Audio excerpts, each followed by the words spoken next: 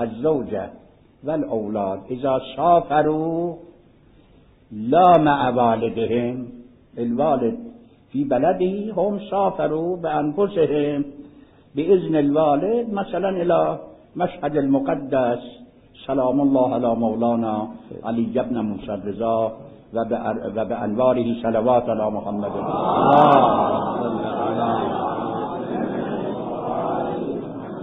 هم في هذا السفر اللي الوالد تم في بلده وهم سافروا بأنفسهم إلى مشهد الرضا وأي بلد هم يعملون بحكم المسافر.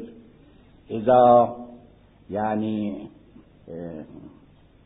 النية كان لهم وقصدهم بأن يتمون أكثر من 10 أيام، يعني قصد الإقامة، يتمون الصلاة ولا يقصرون.